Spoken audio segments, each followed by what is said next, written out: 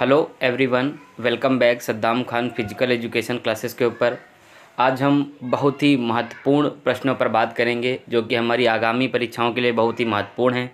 और जो भी विद्यार्थी हमारे भाई लोग बीपीएड और एमपीएड कर रहे हैं उनके लिए हमारे चैनल पे बहुत ही अच्छी अच्छी वीडियोस हैं फिजिकल एजुकेशन से रिलेटेड, तो वहाँ से भी देख सकते हैं। और जो बच्चे अग्निवीर, आर्मी से रिलेटेड, अन्य किसी फोर्स या फिर पुलिस हो या तो नेवी हो, एयरफोर्स, उससे संबंधित जो भी हमारे विद्यार्थी या हमारे भाई लोग तैयारी कर रहे हैं तो उससे भी रिलेटेड कुछ वीडियोस हैं। ट्रेनिंग कैसे करें, वार्म अप कैसे करें, डाइट में ब्रेकफास्ट में क्या लें, लंच में क्या लें, डिनर में क्या लें, उससे रिलेटेड भी हमारे चैनल पे वीडियोस पड़ी हैं, तो वहाँ से आप देख सकते हैं। चलिए आज की वीडियोस को शुरू करते हैं। आज का हमारा सबसे पहला प्रश्न नंबर 1 है कि पेशियों को वर्धित व्यायाम भार से लादने का परिणाम होता है। ऑप्शन देखते हैं। पेशी तंतुओं में वृद्धि, पेशी तंतुओं में वृद्धि, पेशी तंतुओं में स्थूलता, औपयोगिक तंतुओं का विकास या प्रसुप्त तंतुओं की संरचना। तो सीधे मैं आपको यहाँ पर आंसर बताता हूँ। जो आंसर हमारा राइट है, आंसर नंबर सी यहाँ पर राइट है, औपयोगिक तंतुओं का विकास। ठीक है, अब हम यहाँ पर प्रश्न नंबर 2 पे बात करते हैं। पेशी संकुचन की प्रभाविकता निम्नलिखित में से किस पर निर्भर करती है? तो हम यहाँ पर अपने ऑप्शन देख लेते हैं। व्यायाम, प्रचंडता, पेशी आकार, तापमान या दिन के दौरान समय। तो जो आपका राइट आंसर है वो आंसर नंबर यहाँ पर सी है, आंसर नंबर सी तापमान। ठीक है, अगला प्रश्न हम देखते हैं। प्रश्न नंबर 3 को हम देखते हैं यहाँ पर कि पेशी का कौन सा गुण जननिक प्रक्रिया निर्धारित करती है? ऑप्शन देखते हैं हम। पेशी प्रबलय, पेशी शक्ति, पेशी परिधि, पेशी तंतु। तो तीसरे का जो आपका राइट आंसर है वो आंसर नंबर यहाँ पर डी है, पेशी तंतु। ठीक है, जिसको हम फाइबर भी बोलते हैं। आगे चलते हैं। क्वेश्चन नंबर 4 हम देखते हैं यहाँ पर। पेशी संकुचन नियंत्रण के प्रतिक्षेप केंद्र का कार्य निम्नांकित में से कौन करता है? ऑप्शन हम देखते हैं यहाँ पर अपने। मस्तिष्क पुच्छ, मेरुरज्जु, उपपिनाच या मस्तिष्क वाहक। तो जो चौथे का आंसर आपका राइट है वो आंसर नंबर यहाँ पर तीसरा राइट है, मेरुरज्जु। अगले क्वेश्चन हम देखते हैं यहाँ पर। 5वां प्रश्न हम देखते हैं यहाँ पर। 5वां प्रश्न हमारा कहता है यदि पेशी तनाव अधिक देर तक बना रहता है तो क्या परिणाम होता है? क्वेश्चन को समझिएगा। यदि पेशी तनाव अधिक देर तक बना रहता है तो क्या परिणाम होता है? तो यहाँ पर हम सीधे आंसर उसका देखते हैं यहाँ पर। मानसिक वेदना, पेशी विदारण, पेशी पीड़ा या कष्ट या व्यथा।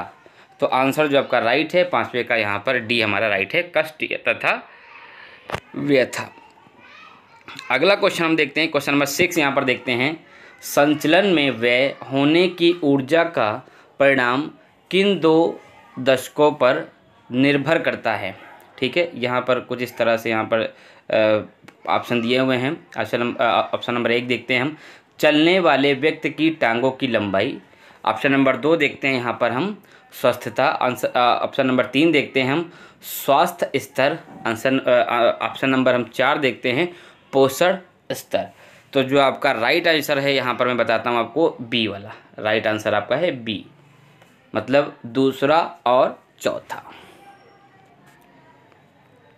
अगला प्रश्न हम देखते हैं। 7वां जो हमारा प्रश्न है उसको हम यहाँ पर देख लेते हैं। प्राणवायु की विद्यमानता में किया जाने वाला कसरत कौन सा व्यायाम कहलाता है? ठीक है, तो ऑप्शन हम देखते हैं यहाँ पर। समतानी, समगति, सम्मातीय या जारक जीवी। तो 7वें का जो आपका राइट आंसर है वो आंसर नंबर डी है यहाँ पर, जारक जीवी। अगला प्रश्न देखते हैं। 8वें प्रश्न की अब बात करते हैं यहाँ पर। 8वें प्रश्न की बात करते हैं। मानव शरीर में पेशी युग्मों की संख्या है। ठीक है, ऑप्शन देखते हैं। 200, 250, 300 या 350। तो 8वें का आपका जो राइट आंसर है वो आंसर नंबर यहाँ पर है सी, 250। अगला हम प्रश्न देखते हैं। पेशियां बल देती हैं रासायनिक ऊर्जा को यांत्रिक ऊर्जा में, यांत्रिक ऊर्जा को रासायनिक ऊर्जा में, विद्युत ऊर्जा को रासायनिक ऊर्जा में, या रासायनिक ऊर्जा को विद्युत ऊर्जा में। तो जो आपका यहाँ पर जो राइट आंसर है 9th का, वो आंसर नंबर ए है। आंसर नंबर आपका यहाँ पर ए है रासायनिक ऊर्जा को यांत्रिक ऊर्जा में। अगला हम प्रश्न देखते हैं, फुटबॉल खेलने में किस प्रकार की ऊर्जा का उपयोग होता है? तापीय ऊर्जा, गति ऊर्जा, विद्युत ऊर्जा या पेशी ऊर्जा। तो बहुत ही अच्छा प्रश्न है यहाँ पर। इसका राइट आंसर है यहाँ पर गति ऊर्जा, क्योंकि फुटबॉल में ज़्यादातर क्या होता है, आपको बार बार भागना पड़ता है। एक बार आप अगर 50 मीटर तक की भाग के जाते हैं, फिर थोड़ी देर का आप रेस्ट लेते हैं या खड़े हो जाते हैं, बॉल का वेट करते हैं, फिर आप भागते हैं, तो कंटिन्यू कहीं ना कहीं फुटबॉल में आपको रनिंग करना ही पड़ता है। ठीक है, अब उसमें ब्रेक आप नहीं ले सकते हैं। कभी भी अचानक आपके पास बॉल आ सकती है, कभी भी आपको दौड़ना पड़ सकता है, कभी भी डिफेंस करना पड़ सकता है, कभी भी आपको पासिंग करनी पड़ सकती है। मतलब फुटबॉल में कुछ कहा नहीं जा सकता है, कभी आपके पास बॉल आ सकती है। तो इसीलिए इसमें गति ऊर्जा का उपयोग होता है। अगला प्रश्न देखते हैं, 11वां प्रश्न जो हमारा है, पेशी तंतुओं में विद्यमान प्रोटीन का नाम है। जो पेशी तंतु हैं उसमें जो विद्यमान प्रोटीन होते हैं, ठीक है, उनकी यहाँ पर बात कर रहा है। तो ऑप्शन देख लेते हैं यहाँ पर, मायोसिन, एक्टिन और मायोसिन दोनों, एक्टिन, इनमें से कोई नहीं। भाई जाहिर सी बात है, उसके अंदर हमारे 2 प्रोटीन होते हैं, एक्टिन और मायोसिन, ये आप याद रखिएगा। ठीक है, जो प्रोटीन होते हैं वो एक्टिन और मायोसिन होते हैं। अगला प्रश्न हम देखते हैं, 12वां प्रश्न है, नितंब संधि को क्रियाशील करने वाली पेशियों का उद्गम निम्न में से किस में होता है?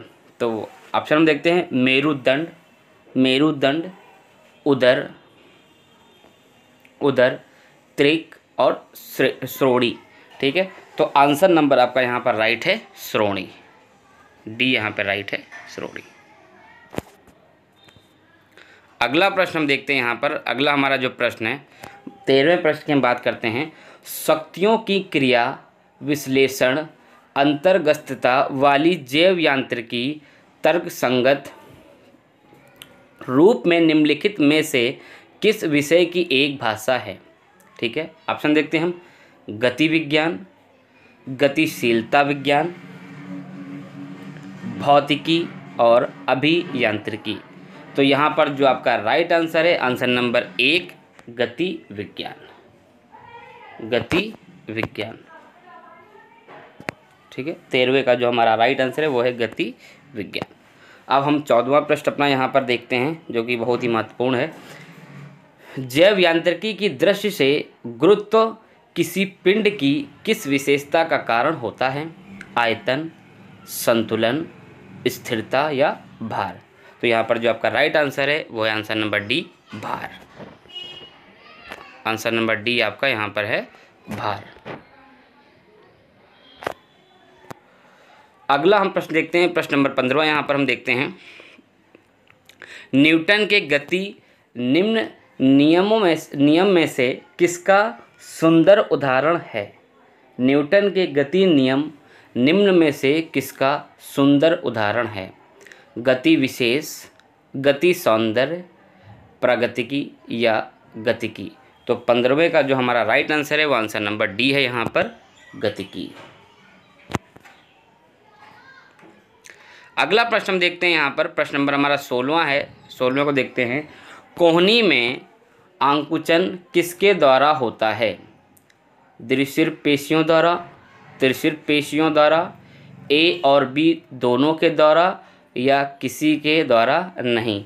जो 16वें का आपका राइट आंसर है वो है आंसर नंबर सी, ए व बी दोनों के द्वारा, ए व बी दोनों के द्वारा। अगला प्रश्न हम देखते हैं, प्रश्न नंबर 17वां यहाँ पर हम देखते हैं, जैव यांत्रिकी क्रिया की दृष्टि से जैव यांत्रिकी क्रिया की दृष्टि से निम्न बास्केटबॉल कौशल्य में से कौन सा कौशल अत्यंत जटिल है? ऑप्शन देखते हैं, आगोहस्त, क्षेपण, वस्तल गेंद बढ़ाना, या भिरोपरी क्षेपण गेंद टिपवाना। तो 17वें का जो आपका राइट आंसर है, आंसर नंबर यहाँ पर बी है, भिरोपरी क्षेपण। बहुत ही टफ हिंदी कुछ कुछ प्रश्नों की होती है। तो हमारी जो परीक्षाएं आती हैं तो कहीं ना कहीं आपको, चाहे आप राजस्थान का आपका पीटीआई का एग्ज़ाम था, वहाँ भी कहीं ना कहीं कुछ प्रश्न ऐसे थे जिनकी हिंदी बहुत ही ज़्यादा टफ थी। तो कुछ बच्चों को शायद वो हिंदी ना समझ में आ रही हो, तो कहीं कहीं अगर हिंदी बहुत ही शुद्ध होती है, बहुत टफ होती है, तो क्वेश्चन को समझने में थोड़ा सा टाइम लगता है, और वहीं इंग्लिश में उसकी मीनिंग अच्छे से दी रहती है। चलिए अगला प्रश्न हम देखते हैं। उदर पेशियों को प्रशिक्षित करने के लिए निम्नलिखित में से किसे प्रबल संकोचन देना अनिवार्य होगा? पीठ, जानु, स्कंद या नितंब। तो 18वें का आपका जो राइट आंसर है वो है आंसर नंबर डी, नितंब। और कभी भी आपको मेरी सीधी सी एक राय है, कभी भी आपको अगर लैंग्वेज की प्रॉब्लम होती हो तो इंग्लिश इज़ मस्ट। इंग्लिश अच्छी है, मतलब इंग्लिश में ही अगर आप ज़्यादा कमांड करें कुछ प्रश्नों को पढ़ने के लिए जो आपको हिंदी में नहीं आते, इंग्लिश में पढ़िए, तो इंग्लिश में आप जल्दी से अच्छे से समझ सकते हैं। चलिए अगला प्रश्न देखते हैं, प्रश्न नंबर 19। पेशियाँ अत्यंत प्रबलता से तभी कार्य करती हैं जब उन्हें, ऑप्शन देखते हैं हम, तत्परता स्थिति में रखा जाए, संकोची स्थिति में रखा जाए, या सतर्क रखा जाए, या वितृतीय अवस्था में रखा जाए। तो 19वें का जो हमारा राइट आंसर है वो आंसर नंबर यहाँ पर डी है, वितृतीय अवस्था में रखा जाए। चलिए अगला प्रश्न देखते हैं। किसी वस्तु की गतिशीलता जितनी अधिक होगी उतनी ही वह वस्तु, ऑप्शन देखते हैं, अधिक प्रतिरोध करेगी, कम दूरी तय करेगी, या कम दूरी तक जाएगी, गति में अधिक संतुलित होगी, या अधिक लंबी दूरी तक जाएगी। तो 20वें का जो आपका राइट आंसर है वो आंसर नंबर डी है, यहाँ पर अधिक लंबी दूरी तक जाएगी। चलिए आगे देखते हैं हम, अगला प्रश्न हम देखते हैं। गतिकी निम्न में से किन घटकों का अध्ययन है? ऑप्शन दे रखा है यहाँ पर, बल, प्रतिवर्धन, प्राणोद या वेग। तो मैं सीधा आपको राइट आंसर यहाँ पे बताता हूँ, आंसर नंबर यहाँ पर ए हमारा राइट है, ए तथा बी, मतलब 1 तथा 2 यहाँ पर राइट है। अगला प्रश्न हम देखते हैं, प्रश्न नंबर हमारा 22 है। निम्न में से कौन सा बल यह निर्धारित करता है कि वस्तु स्थिर है अथवा नहीं? कोणीय बल, उल्केंद्री बल, संकेंद्रित बल, या घूर्णात्मक बल। तो क्वेश्चन नंबर 22 का जो आपका राइट आंसर है, आंसर नंबर यहाँ पर बी, उल्केंद्रित बल। अगला प्रश्न हम देखते हैं, प्रश्न नंबर यहाँ पर 23 हम देखते हैं। एक खिलाड़ी किस चाल से 10 सेकंड में 100 मीटर दौड़ेगा? ठीक है, तो यहाँ पर 20 मीटर सेकंड, या 10 मीटर सेकंड, 100 मीटर सेकंड, या 1000 मीटर सेकंड का यहाँ पर ऑप्शन दिया हुआ है। तो 23 नंबर का जो हमारा प्रश्न है उसका राइट आंसर यहाँ पर है answer number C, 10 metre second के हिसाब से यहाँ पर दे रखा है। अगला हमारा प्रश्न है, प्रश्न नंबर 24 हमारा है, स्थिति में परिवर्तन क्या है? अब हम बात कर रहे हैं प्रश्न नंबर 24 की। स्थिति में परिवर्तन क्या है? वेग, चाल, दूरी, या विस्थापन। जो हमारे ऑप्शन है उनको हमने यहाँ पे पढ़ लिया है, तो हमारा जो राइट आंसर है वह है आंसर नंबर डी हमारा है, विस्थापन। स्थिति में परिवर्तन क्या मतलब हो गया? विस्थापन। 25वां हम क्वेश्चन यहाँ पर देखते हैं। सर्वांग और शीर्ष आसन आदि से किस रोग में लाभ होता है? सर्वांग आसन और शीर्ष आसन अगर हम करते हैं तो उससे किस रोग में यहाँ पर हमें लाभ होता है, ये हमारा जो 25वां प्रश्न है वो पूछ रहा है। तो ऑप्शन देखते हैं, लीवर के रोग, आंत वृद्धि, ठीक है, पांडु रोग, या पीठ दर्द। ठीक है, तो 25वें का जो हमारा राइट आंसर है वो हमारा है आंसर नंबर सी आपका राइट है, आंत वृद्धि। अगला हम प्रश्न यहाँ पर देखते हैं, 26वां प्रश्न हम देखते हैं यहाँ पर। व्यायाम की प्रचंडता जितना अधिक होगी, शरीर में निम्नलिखित में से कौन सी गतिविधि अधिक होगी? ठीक है, चलिए आगे हम इसके अपने ऑप्शन देख लेते हैं। मनोकायिक, मानसिक, संवेगिक या अनुसंवेदी। तो 26वें का जो आपका राइट आंसर है वो आंसर नंबर डी है, अनुसंवेदी। डी वाला आपका राइट आंसर है। अगला हम क्वेश्चन देखते हैं, क्वेश्चन नंबर 27 हम यहाँ पर देखते हैं। नाभि आसन, भुजंगासन एवं धनुरासन आदि आसनों से किस रोग में लाभ होता है? अनिद्रा, जुखाम, नाभि या वीर्य रोग। तो 27वें का आपका जो राइट आंसर है आंसर नंबर आपका बी यहाँ पर राइट है, नाभि। 28वां प्रश्न हम देखते हैं यहाँ पर। जैविक दृष्टि से किस अंगीण प्रणाली को प्राथमिक प्रणाली माना जाता है? हम यहाँ पर अपने ऑप्शन देखते हैं। पाचन प्रणाली, कंकाल तंत्र, तंत्रिका तंत्र या पेशी प्रणाली। तो आपका जो राइट आंसर है 28 का वो है आंसर नंबर डी, पेशी प्रणाली। अगला प्रश्न देखते हैं। भुजंगासन, सुप्त वज्रासन, धनुरासन, गोमुखासन तथा पश्चिमोत्तानासन आदि आसनों से किए रोग में लाभ होता है। मतलब ये जितने आसन यहाँ पर मैंने बताए हैं, ये अगर आप करते हैं तो किस रोग में आपको लाभ मिलता है? तो हम ऑप्शन देखते हैं यहाँ पर। मानसिक तनाव, कब्ज, पैर संबंधी रोग या पीठ दर्द। तो आंसर आपका यहाँ पर डी राइट है, यहाँ पर पीठ दर्द में आपको आराम मिलता है या लाभ मिलता है। चलिए अगला हम प्रश्न यहाँ पर देखते हैं। गति विज्ञान को कहा जाता है पेशी विज्ञान, बल विज्ञान, अंग संचालन विज्ञान या यह सभी। तो आंसर आपका यहाँ पर डी राइट है, यह सभी।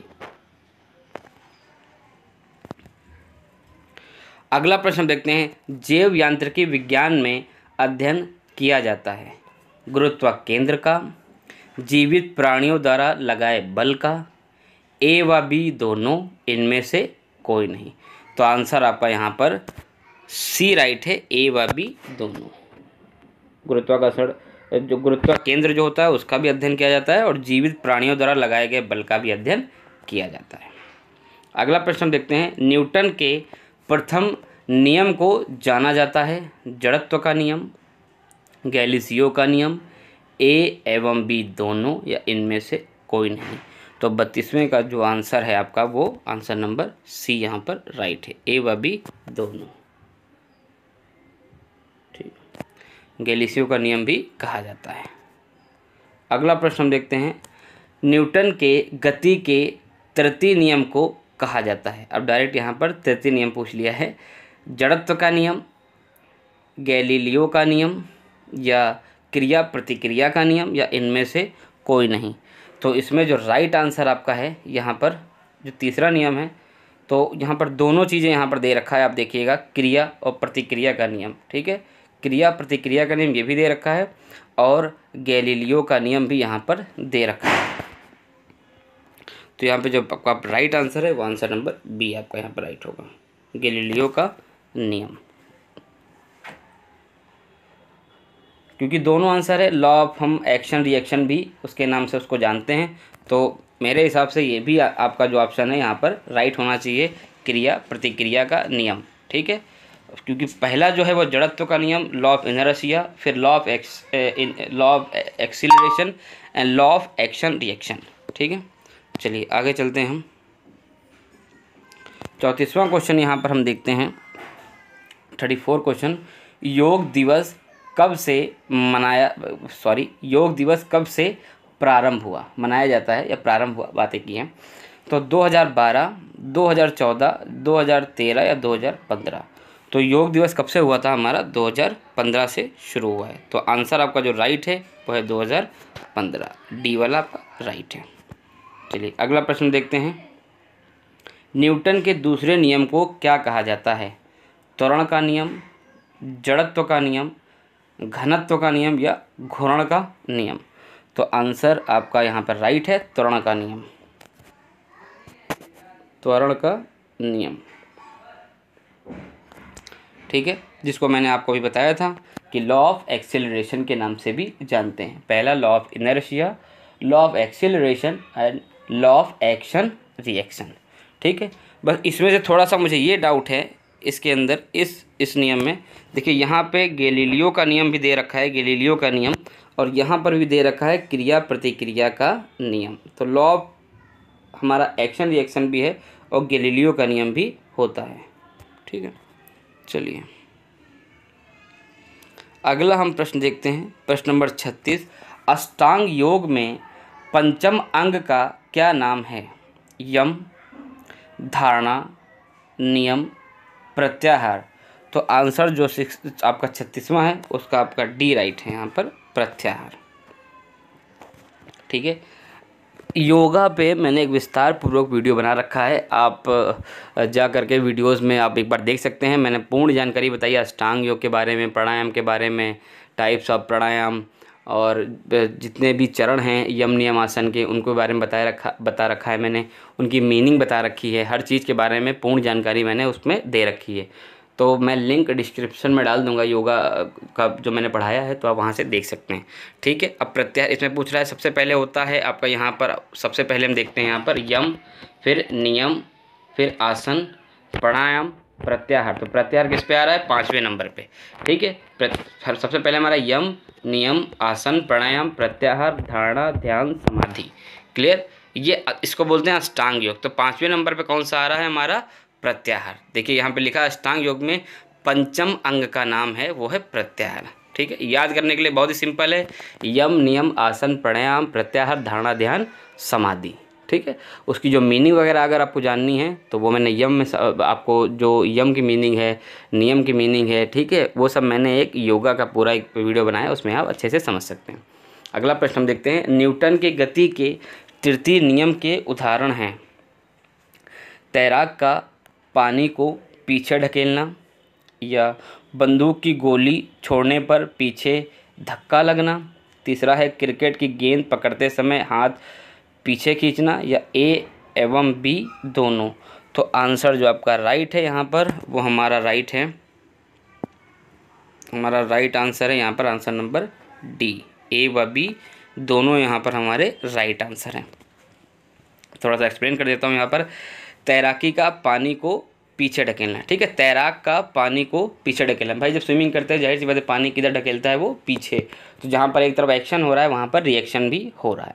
ठीक है, जब बंदूक की गोली छोड़ने पर पीछे धक्का लगता है, जैसे ही आप गन फायर करते हैं, शूटिंग रेंज में आप जाते हैं, ठीक है, शूटिंग जो गेम होते हैं रेंज में जाते हैं, अगर आप शूटिंग करते हैं तो तुरंत आपको पीछे की तरफ झटका लगता है। तो ये भी लॉ ऑफ आपको एक तरह का दिखता है, लॉ ऑफ एक्शन रिएक्शन। अगर आप एक्शन करते हैं वो आपको रिएक्शन वहाँ पर मिलता है।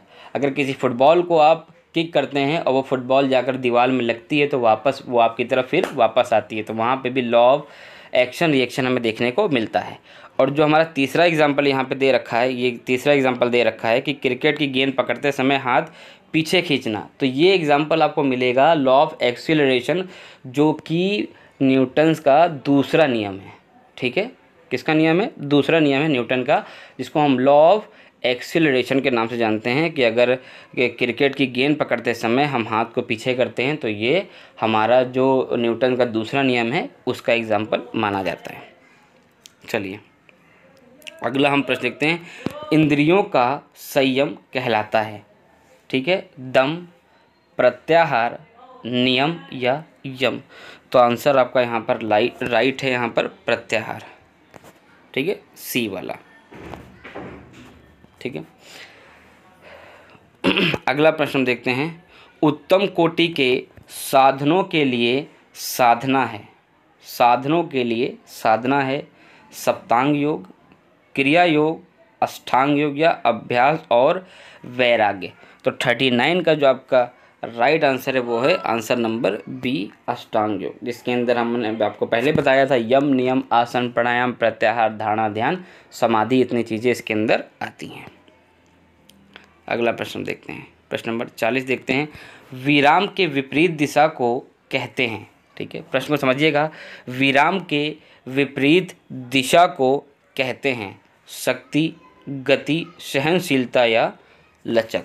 तो आंसर जो आपका राइट है वो यहाँ पर सी वाला आपका राइट है, गति। ठीक है, विराम के विपरीत दिशा को कहते हैं, क्या कहते हैं, गति कहते हैं। अगला प्रश्न हम देखते हैं, प्रश्न नंबर 41 हम देखते हैं। अष्टांग योग की तृतीय सीढ़ी है, ठीक है, जैसा कि मैंने फिर आपको बताता हूँ, यम, नियम, आसन। तो सीधा सीधा आप यहाँ पर राइट आंसर लगा सकते हैं, यहाँ पर आसन। ठीक है, अष्टांग योग का जो तीसरा जो सीढ़ी है, तीसरा चरण है, वो कौन सा है, आसन। तो 41 का आपका राइट आंसर होगा आंसर नंबर सी, आसन। ठीक है, अगला प्रश्न हम देखते हैं यहाँ पर। गति के नियमों को प्रतिपादित करने का श्रेय मिलता है। मैंने आपको पहले ही बताया था, अभी नाम में ही मैंने बताया था। सीधे हम आंसर यहाँ पर देख लेते हैं। तो आंसर जो है आपका यहाँ पर सी वाला राइट है। सर आइजैक न्यूटन को ही हम गति के नियम का जो श्रेय है वो उन्हीं को मिलता है। अगला यहाँ पर हम 33वें क्वेश्चन देखते हैं, 43 क्वेश्चन देखते हैं यहाँ पर। भोजन के पश्चात किया जाने वाला एक आसन कौन सा है। जब भोजन के पश्चात, मतलब भोजन हम कर लेते हैं, उसके पश्चात एक आसन करते हैं, वो कौन सा आसन है, उसको हम देखते हैं। धनुरासन, वज्रासन, मयूरासन या सिद्धासन। तो जाहिर सी बात है कि अगर हम भोजन कर लेते हैं तो उसके बाद हम एक आसन रहता है, उसका नाम है वज्रासन, उसी को करते हैं ताकि खाना अच्छे से जल्दी से डाइजेस्ट हो सके। हल आसन के लाभ बताइए। हल आसन, जिसे फ्लग पोज के नाम से भी जानते हैं, तो हल आसन के लाभ बताइए। ध्यानात्मक आसन है, फिर पेट संबंधी रोगों में लाभकारी, हड्डियों को मजबूत करता है, या इनमें से कोई नहीं। तो जाहिर सी बात है जो फ्लग पोज है हमारा हल आसन है, वो पेट संबंधी रोगों से लाभकारी है। तो यहाँ पर सी आपका राइट है, पेट संबंधी रोगों में लाभकारी। आगे चलते हैं। योग का अर्थ है घटाना, जोड़ना, गुणा करना या उपरोक्त सभी। तो जो हमारा योग है उसका क्या आपका अर्थ है, वो है जोड़ना। ठीक है, कहीं कहीं पे जैसे लिखा रहता है आत्मा का परमात्मा से मिलन ही योग कहलाता है, या योग समाधि है। इस तरह से कई सारी डेफिनेशन आपको योग, कर्मसु, कौशलम, कई तरह की आपको जो डेफिनेशन है वो देखने को मिलती हैं। तो योग का सीधा सा अर्थ है कि जोड़ना। चलिए अगला हम प्रश्न यहाँ पर देखते हैं। किस से खेलों में संतुलन बनाए रखने में सहायता मिलती है। शरीर का असंतुलन होना, ए व बी दोनों, गुरुत्व केंद्र या कोई नहीं। तो आंसर आपका यहाँ पर बी राइट है, गुरुत्व केंद्र के द्वारा ही खेलों में संतुलन बनाए रखने में सहायता मिलती है। अगला हम प्रश्न देखते हैं। योग क्या है। ठीक है, योग कर्मसु कौशलम, या प्रकृति का पुरुष से संयोग, आत्मा का परमात्मा से मिलन, या उपरोक्त सभी। तो 47 का जो आंसर आपका राइट है वो राइट है डी। मैंने एक छोटी सी अभी आपको डेफिनेशन बताई थी, वो डेफिनेशन हमें यहाँ पे देखने को मिल गई है, योग कर्मसु कौशलम। ठीक है, भगवत गीता में आपको देखने को मिलेगा कि वहाँ पर लिखा हुआ है कि योग कर्मसु कौशलम। बहुत ही महत्वपूर्ण डेफिनेशन है, कई जगह पे एग्ज़ाम में पूछी भी गई है, एंट्रेंस एग्ज़ाम में भी आई हुई है, बीपीएड और एमपीएड के।